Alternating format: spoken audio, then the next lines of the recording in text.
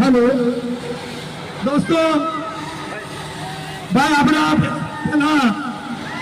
Machine वाला हार वाला भाई अपने चैतर भाई નું સ્વાગત કરવાનું છે મશીન થી કે બાજુ નથી પતંગ ઉડાવવાનો ભાવ दोस्तों બાકીના જે લોકો સ્ટેજ પર ઉપસ્થિત છે તેમને બે હાથ વિનંતી છે કે આપણા મુખ્ય મહેમાન ભાઈ ચૈતરભાઈ અહીંયા ઉપસ્થિત હોય એમનું માન સન્માન અને બધું જળવાઈ રહે એથી કરીને બાકીના લોકો બે હાથ જોડીને વિનંતી કે સ્ટેજ પરથી નીચે આવે ને આપણે ચૈતરભાઈને સાંભળીએ ને આખા ગામમાં હવે આપણે ચૈતરભાઈને જવા દેવાના નથી સાંજ સુધી આ સ્ટેજ પર જે લોકો છે એમને મારી વિનંતી કે બાકીનો નીચે આવી જાય ભાઈ કલાકાર બહેનો ભાઈઓ સાહેબ નું સ્વાગત કરે છે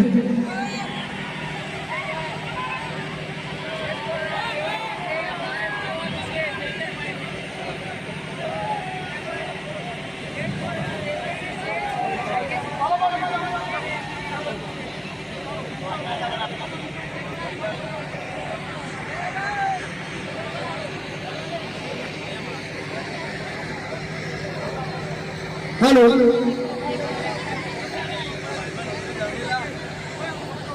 दोस्तों भाई आवाज आओ 5 मिनट आ व्यवस्था न एक 10-15 मिनिट साहेब नो प्रवचन एमनी बात આપણે અહીંયાથી સાંભળીને અને એના પર ધ્યાનથી સાંભળો દોસ્તો આજે અહીંયા જોઈ રહ્યા છો કે ડેડિયાવાળાનો સાહેબનો જોડી ને તમારી અને મારી માંગ આપીને અહીંયા આવેલા છે ત્યારે હું ચૈતરભાઈને વિનંતી કરી કે યુવાનોને ખૂબ સારું માર્ગદર્શન આપો એવી ચૈતરભાઈને વિનંતી હાલો ભાઈ બરાબર છે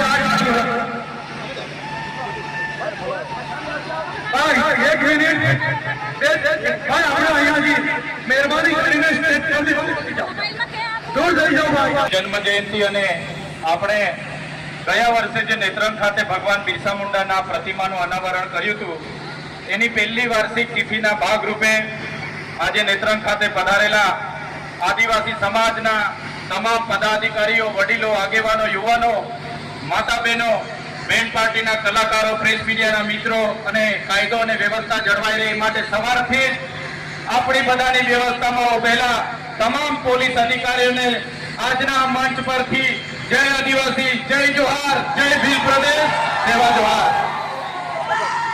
ભગવાન બિરસા મુંડા આજથી 150 વર્ષ પહેલા ધરતી પર ઝારખંડના રાંચીના ખૂટી ગામે એમનો જન્મ થયો. મુંડા પરિવારમાં એમનો જન્મ થયા બાદ માત્ર ખૂબ નાની ઉંમરમાં લગભગ 19 થી 20 વર્ષની ઉંમરમાં એમણે અંગ્રેજોની શાસનને લલકાર્યા. અંગ્રેજી હુકુમત સામે એમણે જંગ પોકાર્યો અને એ જંગમાં તમે વિચાર કરો, તે જમાનામાં રેડિયો નહોતા, ટીવી નહોતા, મોબાઈલ નહોતા, દારૂ ગોળા કે બંદૂક નહોતી.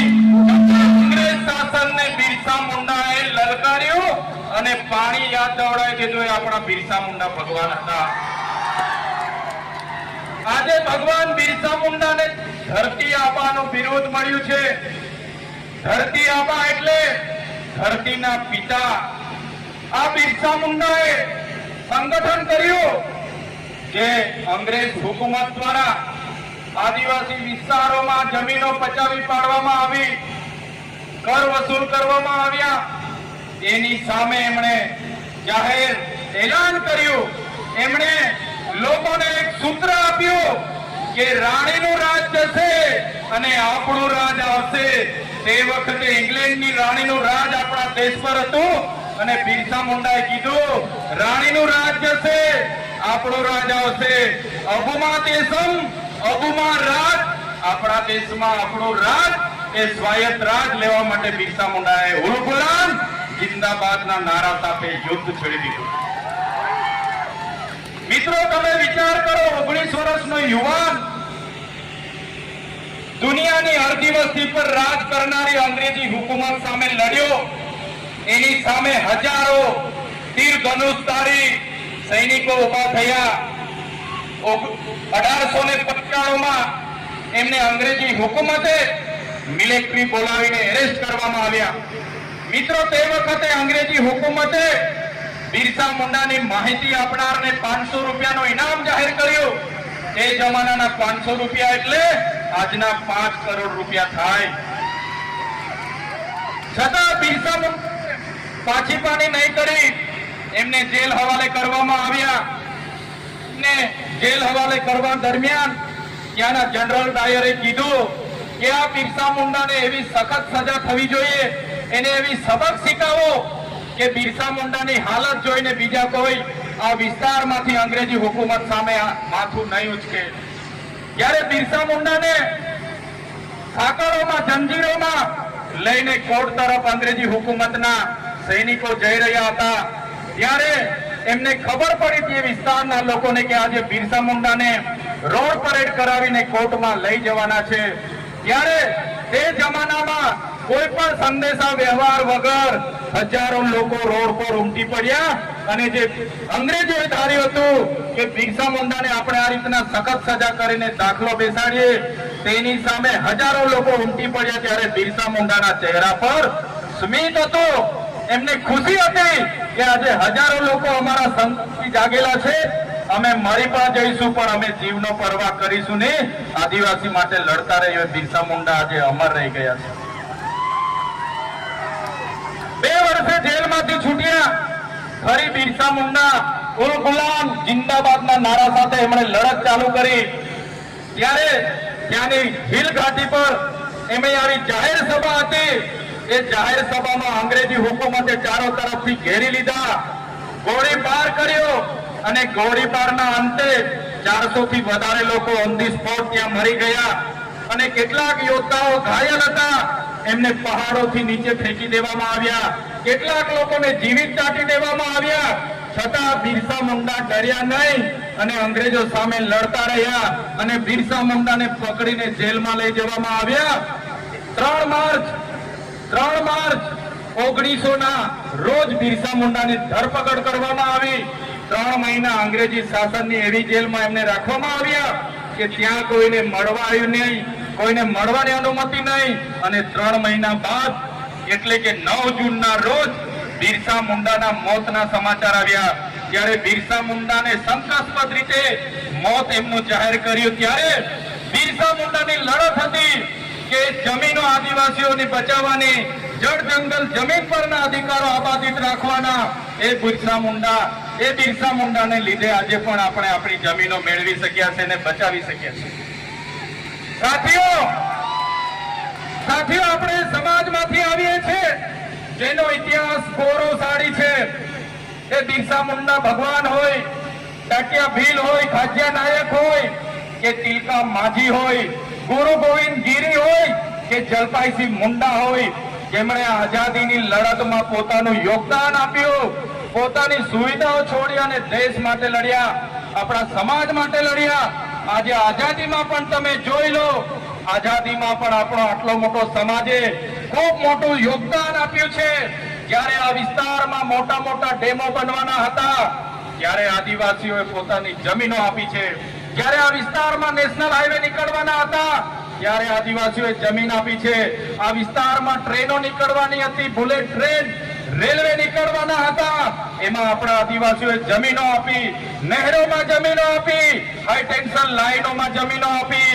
પણ આઝાદીના 78 વર્ષ પછી પણ આપણા સમાજ માટે આજે ભેદભાવ રાખવામાં આવે છે.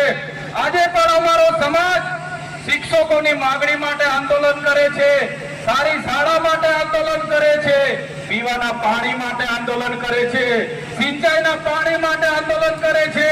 એટલા માટે આ સરકારોને અમે કહીએ છીએ, અગર આ સરકારો આદિવાસીઓની વિકાસ કરવા નથી માંગતી તો આવનાર દિવસોમાં દેશનું 29મું રાજ્ય અમે ભીલ પ્રદેશ બનાવીને રહીશું. અગર સરકારો અમારા આદિવાસીઓને વિકાસ નહીં કરે તો જે અમારો ભીલ પ્રદેશ હતો એને વિભાજિત કરવામાં આવ્યો. આજે રાજસ્થાન, મધ્યપ્રદેશ, મહારાષ્ટ્ર અને ગુજરાત એ ભીલ પ્રદેશને અમે ફરી ભેગો કરીશું. આજે પણ અમારા રીત રિવાજો, અમારી જન્મની વિધિ, અમારી લગ્નની વિધિ, અમારી મરણની વિધિ સરખી છે. આજે પણ અમારા રીત રિવાજો સાચા છે. આજે પણ અમારે મધ્યપ્રદેશ, મહારાષ્ટ્ર અને રાજસ્થાન સાથે રોટી બેટીનો વ્યવહાર છે. આજે પણ અમારી બોલી, ભાષા અને પહેરવેશ સાચા સરખા છે. ત્યારે મિત્રો, આવનારા દિવસોમાં જો સરકાર આદિવાસીઓનો વિકાસ નહીં કરશે તો અલગ ભીલ પ્રદેશ રાજ્ય બનાવીને આદિવાસીઓનો આપણે વિકાસ કરી લઈશું. આપણી પાસે જળ છે, જંગલ છે, જમીનો છે, નર્મદાનું પાણી છે, નર્મદાની વીજળી છે, કાકરાપારની વીજળી છે, ઝઘડિયા રાજ પાર્ટી, જીઆઈડીસી, જીએમડીસી જેમાં લિગ્નાઇટ કોલસો નીકળે છે, છોટા ઉદેપુરમાં આપણી રેતીની ખાણો છે, આંબા ડુંગરમાં યુરેનિયમની ખાણો છે. આટલી બધી રોયલ્ટી આપણે સરકારમાં આપીએ છીએ અને આજે પણ અમારો સમાજ શિક્ષક મૂકી આપો, ડોક્ટર મૂકી આપો, શાળા બનાવી આપો, રોડ બનાવી આપો, લાઇટ આપો, પાણી આપો, લડેંગે જીતેંગે, સરકાર